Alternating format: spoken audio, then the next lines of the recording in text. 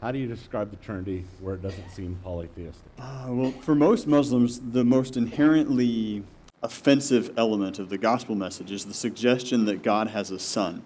The moment you say to them something about the Son of God, something deep inside of them is bothered because they think that that must imply some kind of a sexual union between God and someone else in order to have had a son, and then they think you're denying their basic tenet of monotheism. That's a big problem. And you need to let yourself wrestle with that. Why was it that when Paul began to preach to the Jews and when Christianity first spread, Christianity was so attacked? What was it that they found so offensive? It was this message that there could be someone other than Yahweh who was God. They were so committed to monotheism again meaning just one God, polytheism meaning many gods. They were so committed to monotheism that the suggestion that someone who had walked around on earth could be God and not be Yahweh, they went, no, that can't be. That's many gods. That's polytheism. So it's a question that we need to wrestle with in order to understand the element of the gospel. I like to say it's one of the best apologetics for Christianity because there's no way, if you wanted to invent a religion that would reach Christians or reach Jewish people and later would reach Muslims after 590, that you'd say, hey, let's invent this idea of multiple gods in a trinity or multiple persons in a trinity. Let's do that. Yet remain one God. And yet will remain one God. That would be nonsense if you were going to make it up. But it is what the New Testament scriptures teach, that somehow there are three persons in the Trinity, a Father and a Son and a Holy Ghost, but that they all are only one God and that there's a unity of essence between them. And when we talk about the Trinity, we're really just talking about trying to bring together two ideas that on the surface can seem incompatible, but that are both essential to the Christian message. The first one being, there's only one God. Thoroughly affirmed, Deuteronomy 6:4, the Shema.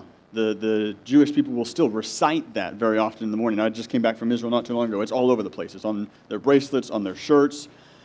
And I thought I could quote it, and now I can't in Hebrew. But you can read it. Hear, O Israel, the Lord our God is one Lord. It was their most basic confession.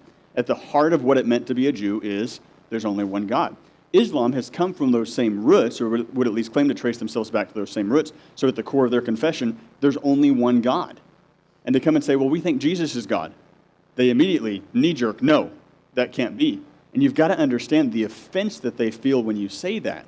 So what I think we need to do when we're speaking with either Jews or Muslims is continue to affirm, hey, I'm thoroughly monotheistic. There is only one God. There's a unity. There's only one God, but that God has chosen to express himself in three persons. So there's only one essence, but there have always been three persons that share in that essence. Yeah, and I would say, and you're right about this, but I said manifest, I I shouldn't have said that, yeah. Yeah, chosen to express himself. Has eternally existed as. Yeah. And, what is how do we express this and to Muslims? And usually we're trying to find some type of good illustration. And the best thing I would say is stay away from all illustrations. There's never been an illustration that I've heard of the Trinity that does not enter into heresy. What are some examples of Whether it's the water illustration, steam, ice, and liquid, or the illustration of a man who is a father, a son, and a brother, or the illustration of an egg, which is the shell, the white part, and the yellow part. Those are all enter into some type of heresy.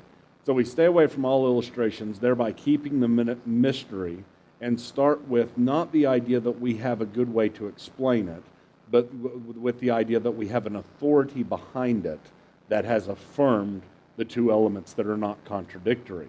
I would say definitely this. The Trinity does not contradict itself. It's not as if we're saying there's one God and three gods. That would be absolutely wrong. There's no way, even if God said that, we would say that goes against the basic tenets of who you are, which is a rational being, and one who does not conflict with himself.